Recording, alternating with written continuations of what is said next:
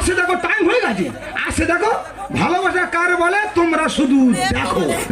কি গো ছোটু জগন্নাথ, রান্না হয়ে গেছে? দেখলে জগন্নাথ, হ্যাঁ রথের উপর তুলে দিয়ে দেখো তো, বিশাল ভালোবাসে না গো। আরে কি মুখ পড়া হনুমানের মতো বিড়বিড় করে কথা বলছো তুমি? দেখলে হনুমান, বীর বুদ্ধ, ভবন বুদ্ধ হনুমান। আমি ওই পাহাড় পর্বত উঁচু করে ধরে নিয়ে সাগর নদী পার হয়ে চলে যাবো। এই হলো আমার দ্বিতীয় পক্ষ, পক্ষ ঘাতে আমি শেষ হব। আমি বলছি কি রান্না হয়ে গেছে?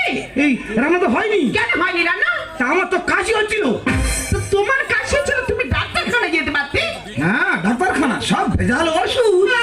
আরে ভেজাল ওষুধ বলে তুমি ডাক্তারখানা যাবে না? আমি ওই মাদুলি নিচ্ছি। তুমি আমার স্বামী বই এখনো গাছ গাড়ে বিশ্বাস করো? যে গাছ বিশ্বাস করে না সে তার বাবা আমাকে বিশ্বাস করে না। কোথায় তোমার মাদুলি দেখি? মাদুলি দেখবে? হ্যাঁ দেখো আমাকে। এই দেখো বিরাট মাদুলি। দেখি দেখি দেখি। এই দেখো দেখো, এই দেখো।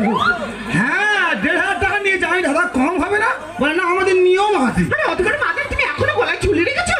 না ঝুলিয়ে রাখলে কেটে কেটে মরে যাবো। আগে খুলে বলে বলছি। মাদুলি আমি খুলতে পারবো। তুমি খুলবে না তো?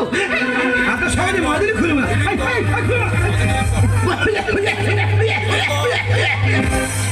মাদুলি খুললেই কাজ আরম্ভ হয়ে যাবে। সত্যি তো? মাঝেটা নিলাম কাশি শুরু হলো, আবার ঠেকে দিলাম কাশি বন্ধ হয়ে গেল। দেখা যাক আরেকবার ট্রাই করে। মাদুলি খুললেই কাজ আরম্ভ হবে। ঠিক আছে, তোমার মাদুলি তুমি তোমার কাছে রেখে দাও। আগে পড়ি যাও, আগে পড়ি যাও। রেখে দাও রেখে দাও। ভালো করে কেটে পড়ে যায় না, অ্যাপেন্ডিসাইড হওয়ার ভয় আছে।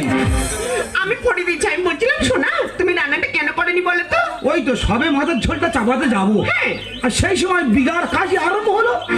তোমার কাশি হচ্ছে কি পিন্ডি হচ্ছে আমি দেখতে যাবো, কেন তুমি রান্না করেনি বলো তো? এই দেখো এক কাজ করো, ওই প্রতিদিন তো স্কুলে যাচ্ছ, হ্যাঁ। আজকে স্কুলে গিয়ে কাজ নেই, আচ্ছা তুমি রান্না করো, দুজনের সাথে বসে খাবো আর গল্প করবো।